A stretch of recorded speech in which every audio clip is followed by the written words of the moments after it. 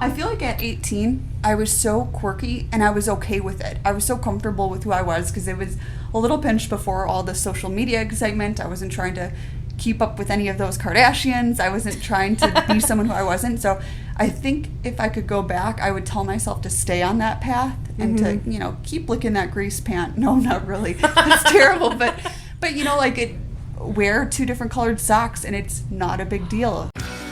Hey guys, my name is Katie Enterkin and I'm on a mission to help humans become the best possible versions of themselves and to unveil what I like to call the beautiful beast that already lives inside us all. And welcome to the podcast about everything and a little bit of nothing. I've had the privilege to talk to all kinds of different humans who have been through a plethora, I love big words, a myriad of experiences just being a human and existing. These are real conversations with real people, getting to know each other, sharing stories that make us cry, and occasionally pee our pants with laughter. We talk about all kinds of life stuff, parenthood, business, life goals, fitness, chasing your dreams, and yes, even some animal noises are involved. For more information, keep listening. This is the Unveiling the Beast Podcast.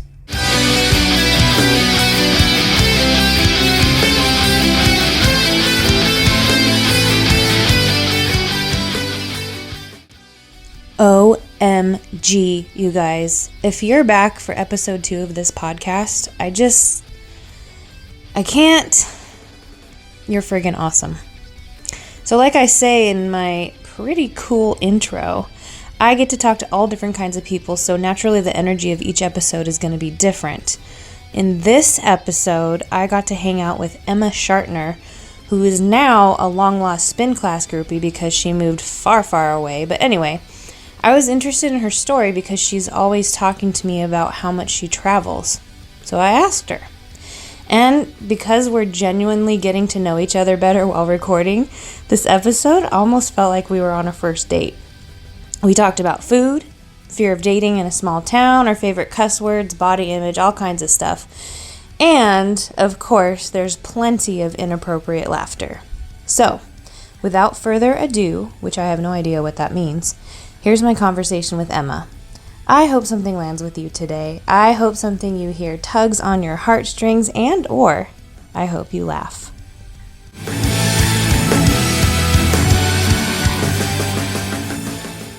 So, I am with Emma Scharty. Close, Schartner, but I like Scharty. You say that, but then put yourself in my shoes. It's a terrible I promise name. you in 5 minutes you're going to be relaxed. Okay. Okay. Challenge accepted. Why don't you tell me a little bit about yourself? Okay, so I'm originally from northeastern Wisconsin. I lived in a little village with maybe like 250 people, and our closest city was of 10,000. So everyone was related to everyone, and I lived there for the first, 17, 18 years of my life. So was it hard to find a boyfriend? Oh my gosh. Related? My father always thought that I was into women, and we had a big conversation. I came back home one time with my first boyfriend, and he said, okay, really? Okay, I'm just curious, no judgment. And I was like, what are you talking about, Dad? And he said, well, you never dated. I always assumed because you liked sports so much that, and I was like, well, Dad, I didn't want to date my second or third cousin. That's just disgusting. So... yeah, so it was hard to find a date, but that's okay. So continue. Okay, so... You dated your cousin. Yeah, 3 of them. No, it was really awkward, though. I mean, there were times when people would be dating, and then they'd find out if they were, like, third cousins, and then they'd be like, should we continue or not? Okay, let's go. And it was just like, really, Chelsea? Like, what are you doing here? So, pretty gross, but it was just kind of the way the ball bounces. And I have to wonder, I do have a little bit of a crooked nose, so I don't want to check my family history because, all signs say, you know what they probably say. But. Okay, so what I know about you is that you travel a lot. Yeah. What's that all about? I work for an ed tech company, and I graduated school with a ton of student debt and no actual skills, which, follow your heart, the parents say. Yeah, that was a crock of crap. So follow your heart and go to college? That master's in political science is really going to change your life. Bullshit. No, just kidding. But I for think real. I'll put a sheep there. Boop. Yep, that would be accurate. So I graduated from school with a bunch of degrees that really didn't mean anything. And then I ended up teaching for a few years in Oklahoma City. I did this program called Teach for America, where you teach in a failing school. I ended up turning a teacher in for cheating on the state tests. Like, she was actually changing their answers and stuff. It was a really crazy, corrupt situation. Whoa. And I had no idea what to do.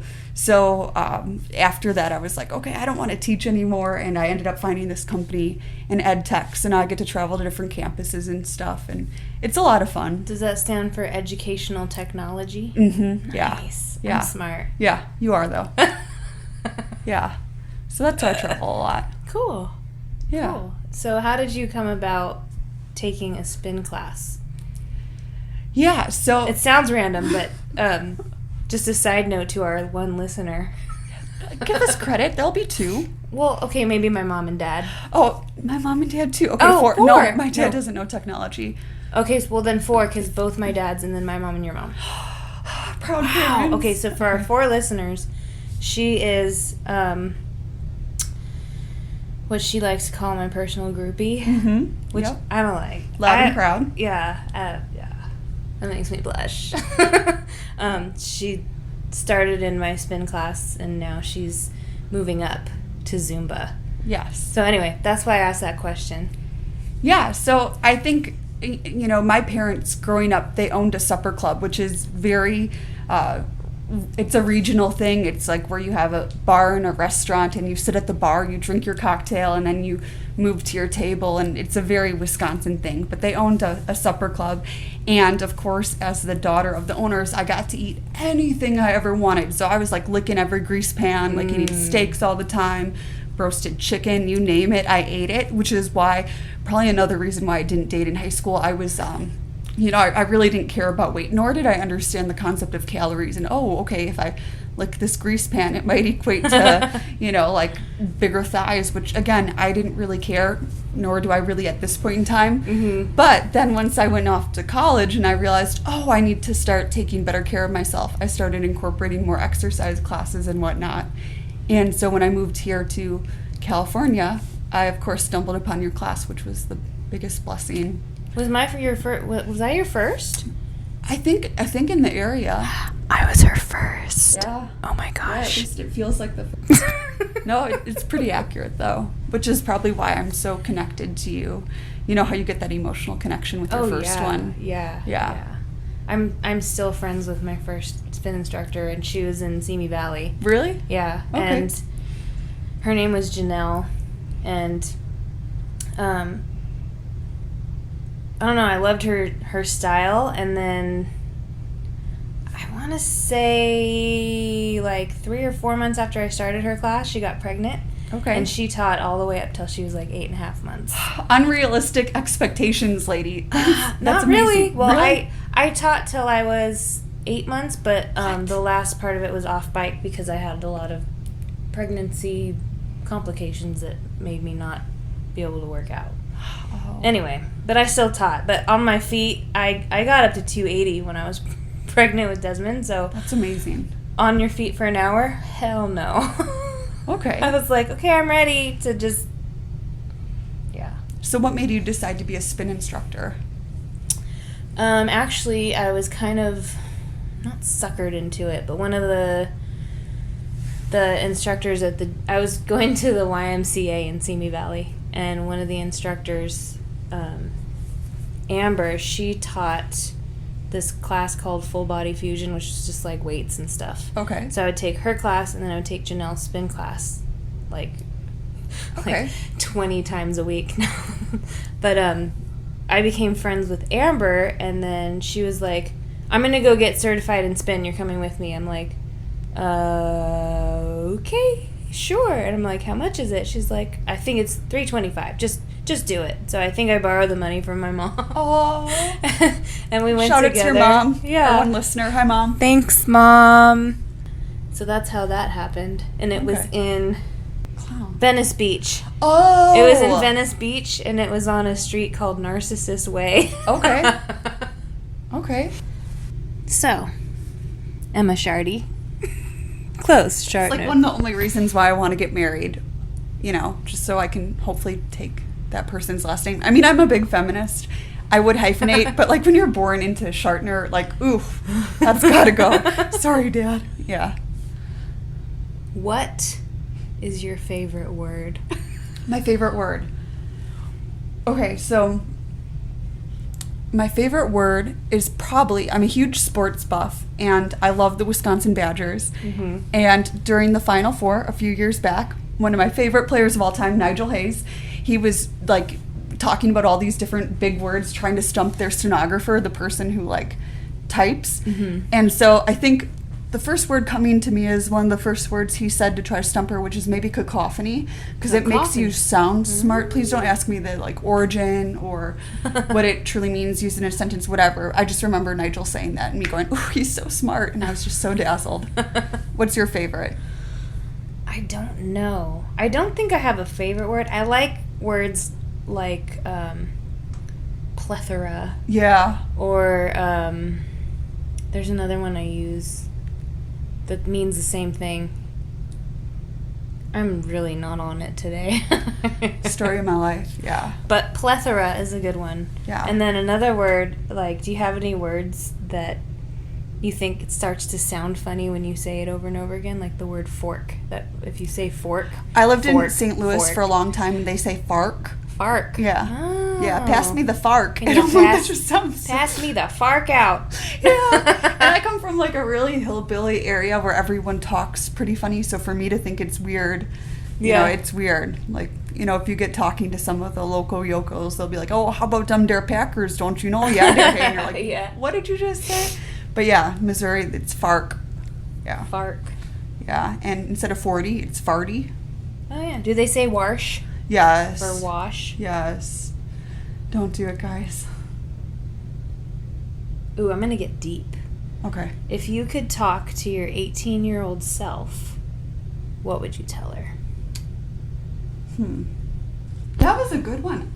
I don't know. I feel like at 18, I was so quirky and I was okay with it. I was so comfortable with who I was because it was a little pinch before all the social media excitement. I wasn't trying to keep up with any of those Kardashians. I wasn't trying to be someone who I wasn't. So I think if I could go back, I would tell myself to stay on that path and to, you know, keep licking that grease pant. No, not really. That's terrible. But you know, like wear 2 different colored socks and it's not a big deal, you know, and do stuff like that, where now I get so insecure, and if I get nervous about something, I'll just say, "Oh no, I'm busy," and in reality I'm just deciding, do I want to watch Netflix, Hulu, or Amazon Prime? I'm not busy at all, but I'll say no just because that anxiety gets to you. Yeah. So I think I would tell myself to just relax and keep doing you, because you know it's easy to forget that. Where do you think that switch happened?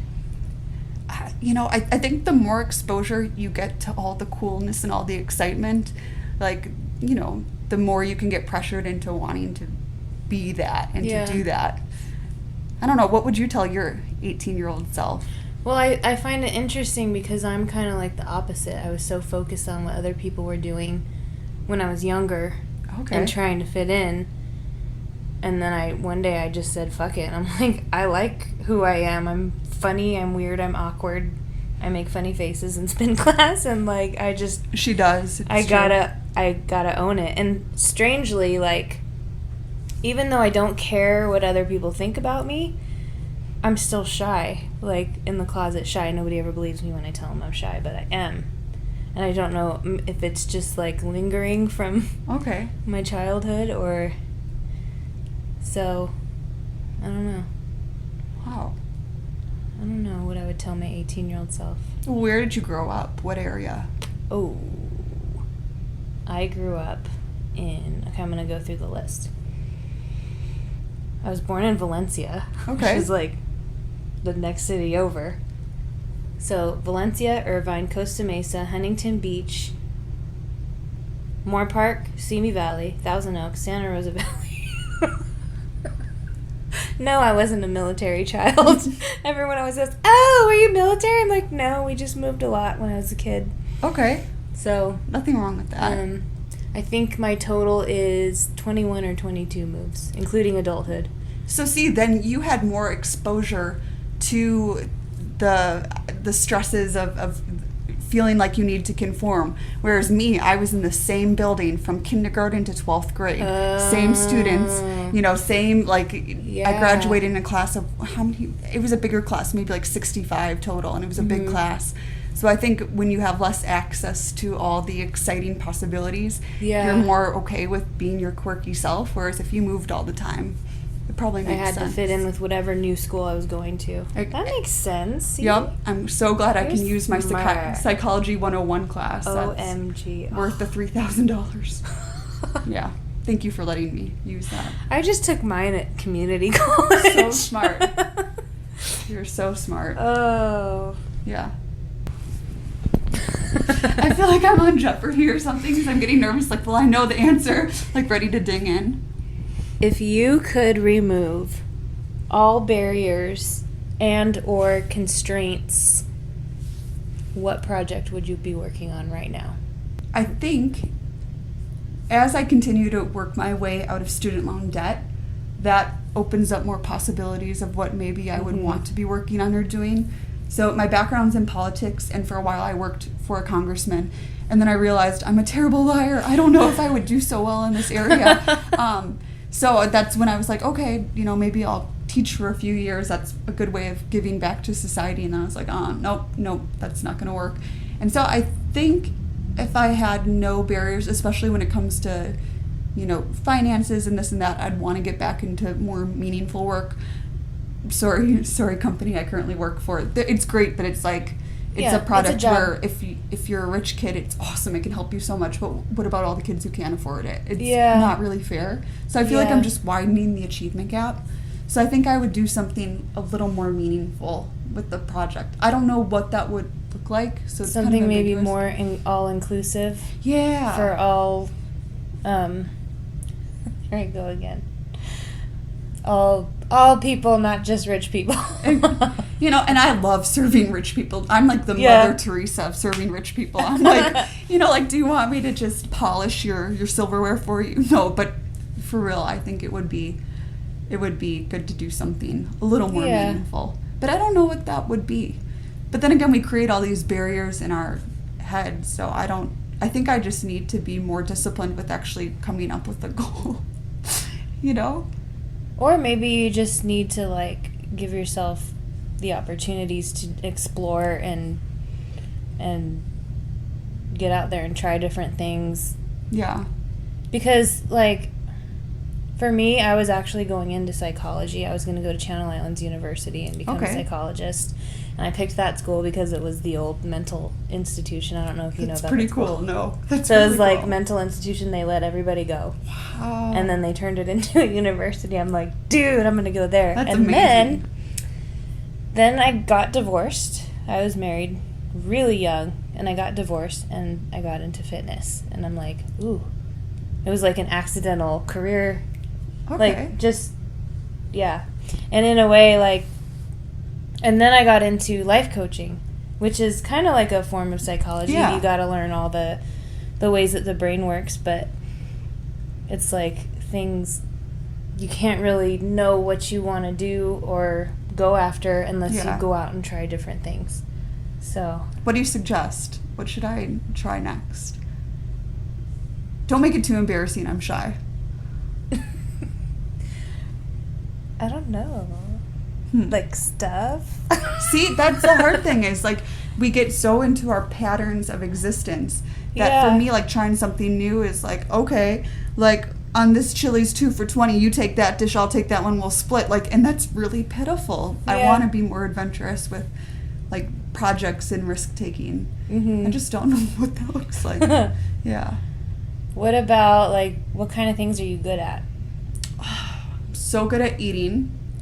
That was a high five. That was a high five. I'm really good at driving long distances. I could be an excellent truck driver, but that's not a project. That's kind of pitiful again. Yeah. I don't know.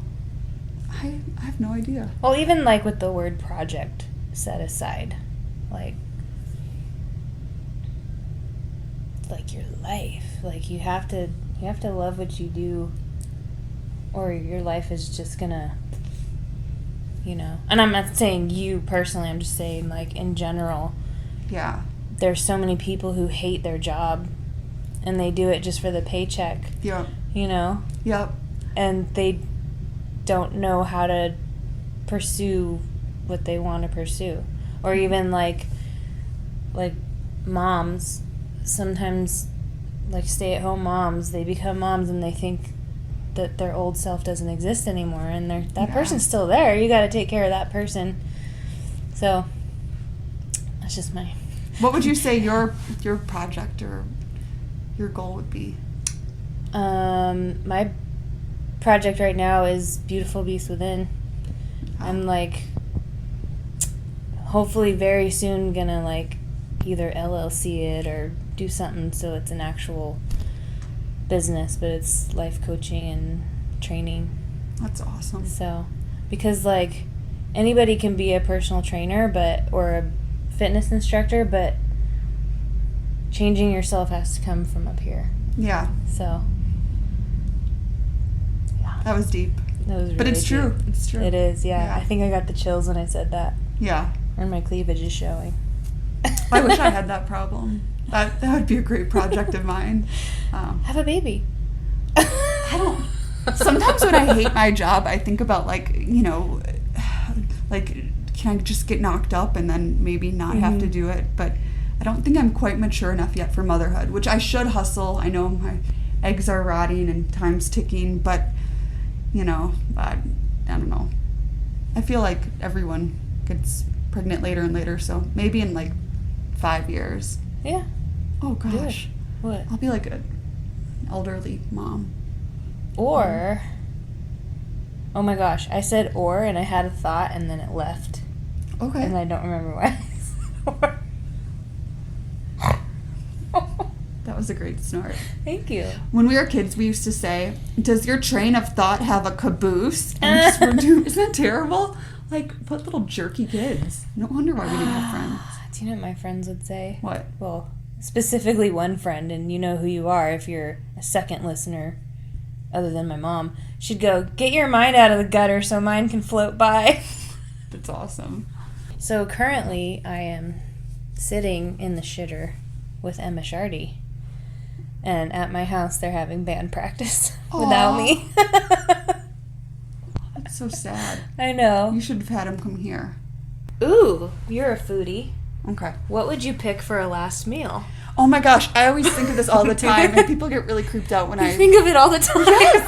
I think it's a really good date question to ask people too, like what would be your death row final meal, you know? And I think it's very telling, especially if you only have a budget of like $60. Like, you have to get creative. Oh, okay. I love it all. Okay, you go first. Joe's Sushi.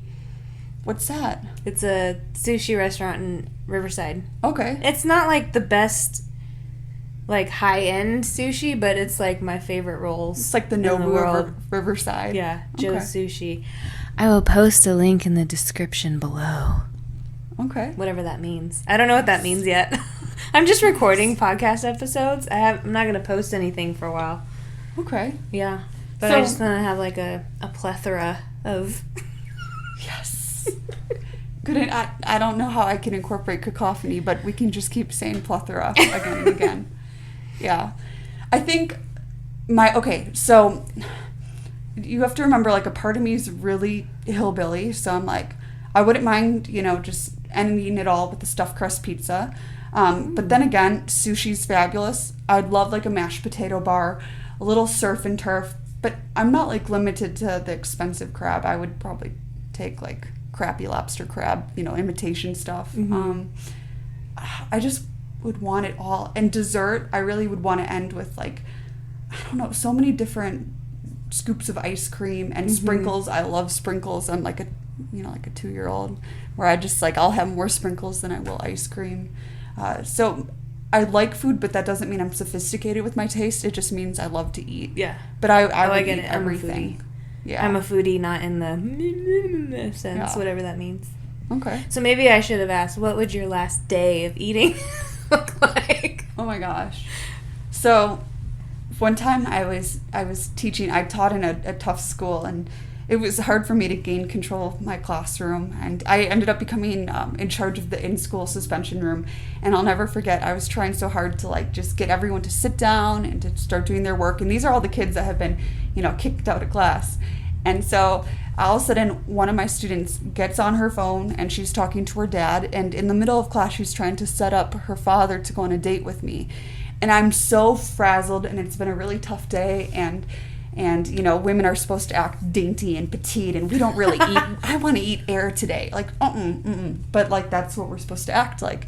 And so, long story short, she's on her phone and she goes, Miss S, what do you want? What do you like to eat? And I said, Erica, I like to eat everything. And all of a sudden she screams really loud to her dad, she wants buffet. And I was so embarrassed because I'm like, first of all, like her dad, I mean, he was kind of attractive. I would never date him, but it was still like I wanted to have that, like, how did I become 175 pounds? I don't know. I don't eat. Like I wanted to have that dainty image, and it just, it didn't work out. So I think buffet, I really would. She was right. I really do want buffet. And I'll own it. At 32, I'll own it. I want buffet. Get it. Yeah. Get it. I'm getting hungry just talking about all this. Right? Yeah. Story of my life. That's awesome. Yeah. Ooh, what's your favorite cuss word? Oh. Okay, so my dad actually did sail the Great Lakes for a while. So when I get my potty mouth, I blame it on that. But really, I just like to cuss a lot. Mm-hmm. My fiance hates it when I cuss. It's like his biggest pet peeve, and he's like, you need to clean that up. And I get really bad road rage, so like all my favorites come out.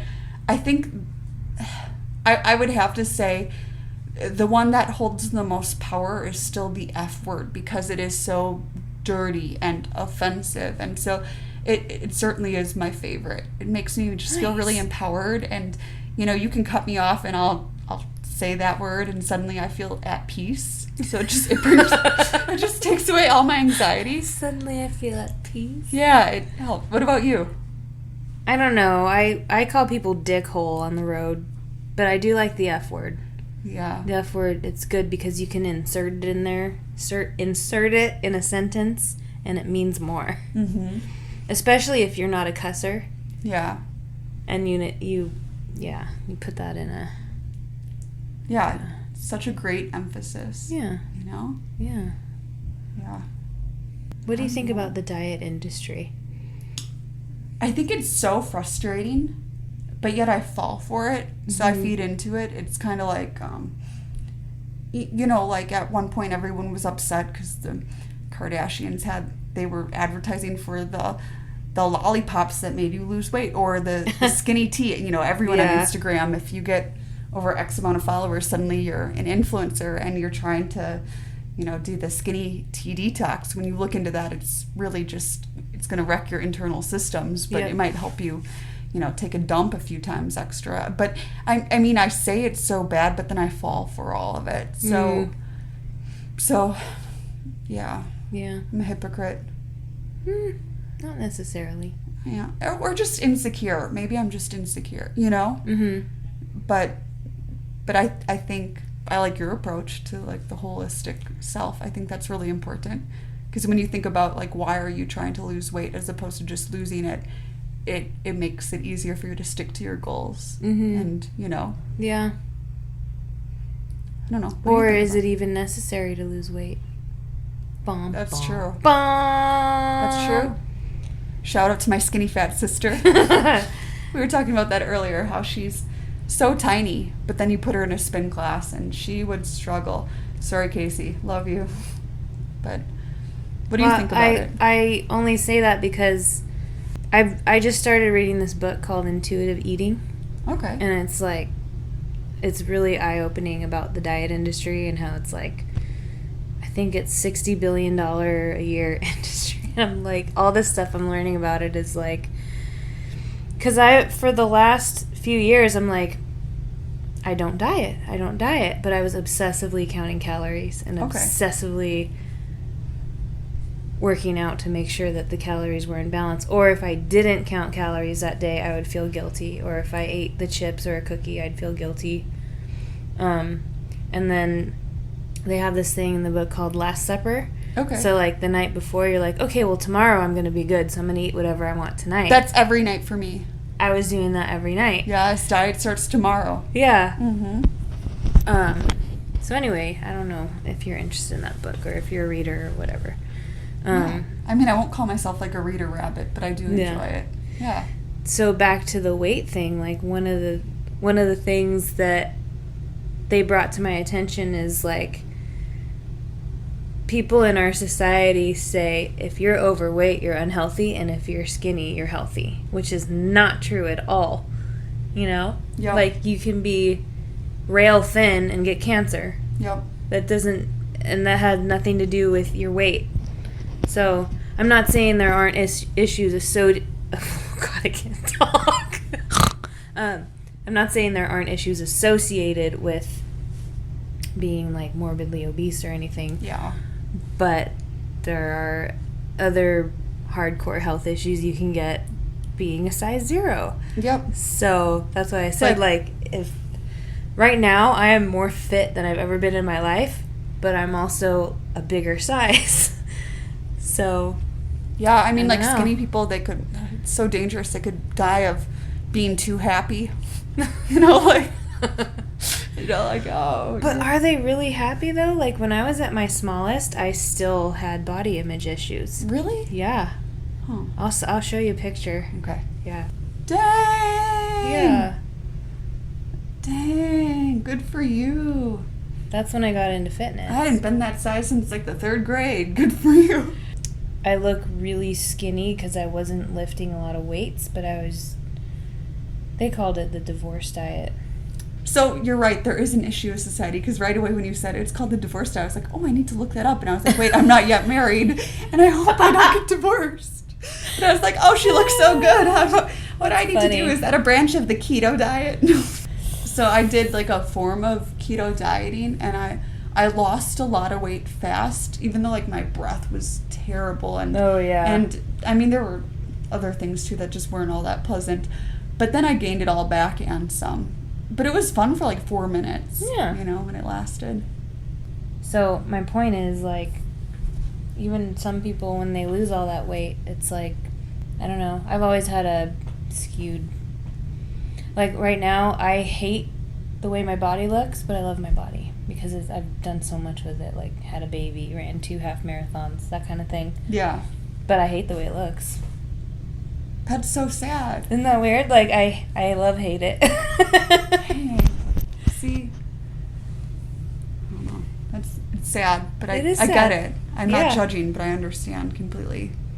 But I think that because I can grab onto that and embrace and know my reality in my head, I love my body, hate the way it looks. Okay, well then I'm taking a step forward to self-acceptance, if that makes any sense. It does, but it's sad because I know like when other people look at you, I wish that you could see what they see. Not to sound creepy and cliche, but you know what I mean? Yeah. Like we waste so much time hating ourselves, and it's like, why? Yeah. You know? I used to think I hated my body, but I'm like, I've got some gnarly stretch marks on my belly from Desmond, and I'm like, I wouldn't want to get the creams and stuff to cover that up because he made that. That's a whole other conversation. I mean, I say the same thing about that loaf of bread I had. I have the stretch marks, and I'm like, you made that, baby, you know? Yeah. I'm still working on my baby weight. It'll come off someday. Yeah. Maybe. What did you say? It's from when you were born? Yeah, I mean, I'll lose it someday, maybe. And maybe not, and I guess it's okay. See, I have a different thing. I had a big jaw surgery when I was maybe like 28 or something, so I had really bad, like an open bite and overbite, and these like discs are called condyles, and I had all this area, it was like shredded, it was gross. So I had to have this huge jaw surgery. It was crazy. And so I think it was like 28, 29 once I came out of surgery. Of course, it was like from my nose down, it was a whole different ballgame. It looked so different. So I hated myself for a long time because I looked Didn't really recognize weird. yourself. Yeah. So Huh. I know. Interesting. Women are so creative with our different ways that we can, Yeah. you know, dislike who we are. Yeah. Just really sad. And it's funny because before I got pregnant, I thought, I've always thought I was fat. That's a whole other story. Like, I was mentally abused by my grandma. And yeah.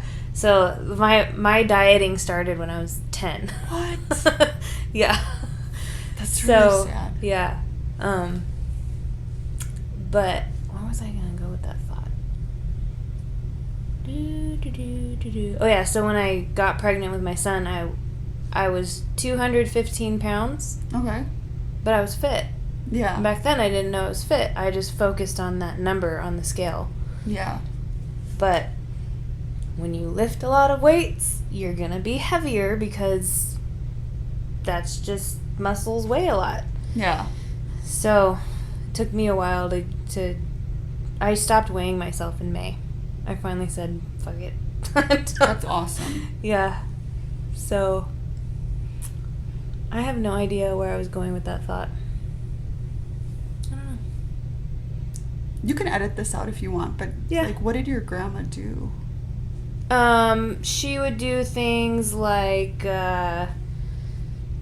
she'd call me big, or she always made this face, like, when she would be referring to another big person, she'd go, What the? like, yeah, she was a bitch. Wow. Wow. My brother is built differently than me, so he's like the rail thin guy, and I was like the big. I don't even know if I was big, but I was overweight, which started when my parents got divorced, which started emotional eating, like psychology 101. Yeah. So she'd give him twice as much food as me and say that you don't need it. When I was like 8. I'm like, I'm a kid. She'd serve hors d'oeuvres on family parties, but wouldn't let me have any. Yeah. What did your parents say about that? Oh, they hate it. My mom. Yeah. That's my mom's mom. And my mom grew up like that, with her nitpicking my mom. So now she's 93 and doesn't even know who we are because she has Alzheimer's. And I always say this, like, not meanly, but karma. Yeah. Like, she's in a wheelchair. She doesn't know anything around her. See, that's a great use of a cuss word. Karma really is a bitch. Yeah. You know, Karma's a bitch. Yeah. See, my mom was in a similar situation as you were. Like, her family, they were so tough on her and really mean. Mm-hmm. Because of that, when I would lick that grease pan, she'd say, "You go, girl," and she would let me lick it. And, "Oh, you didn't get that corner." And she was like, because she didn't want me to feel the way she did. And then, of course, it led to me being, of course, you know, just bulkier, to put it politely. And, yeah, so my problem was probably the reverse. Like, my mom just trying to empower me because she didn't want me to feel the way she did. Yeah. Which, it all, you know, worked out fine-ish. Yeah. Ish. Yeah. Ish. Yeah. People, well, not anymore, but for a while, people would be like, "You gotta go visit your grandmother, you know, she's, we don't know if this is gonna be her last such and such." And I'm like, do you remember how she treated us? Like, do you not understand why I don't... Well, she's not like that anymore. I'm like, she doesn't even know who she is anymore. Yeah. Like, I don't... It sounds so mean. I don't care. Yeah. No, it's not mean at all. She made me cry for the last time when I was 19. And then I was like, you know what? Get out of my life. I don't need you. I just need your money to pay for my school, because she paid for my college education, which is cool.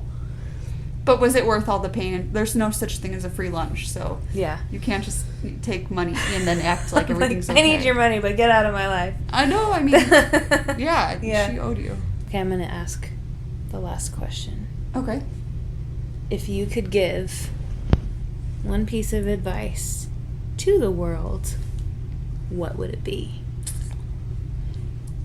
So, just to be fully transparent with everyone, this is the one question that I was warned that might be asked. And so I've been thinking about it nonstop, because there's so many different things you could say, like, oh, make sure you wear and apply a good moisturizer. And it's like, really, you're going to use it on that? Or or nothing good happens after midnight, or, and I was going through and trying to think of all the advice I've been given and all the advice I give. And I think my biggest piece of advice is to actually, we're all pretty smart and we're all pretty wise.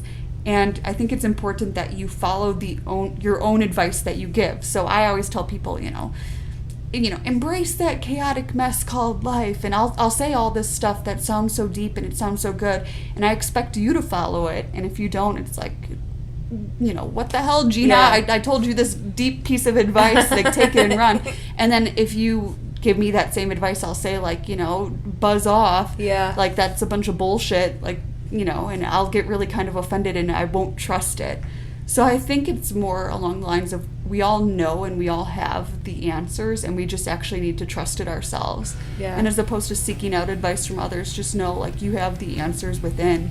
Listen and trust yourself, because if you're going to dish out that advice, it's probably a good piece of advice, and don't get offended when someone gives it back to you. Yeah. It's probably true. Yeah. Yeah. That's good. So your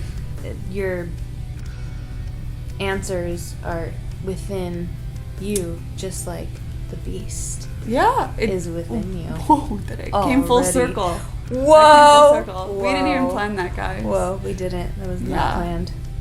Yeah. Ladies and gentlemen, Emma Schartner, signing off. Until next time.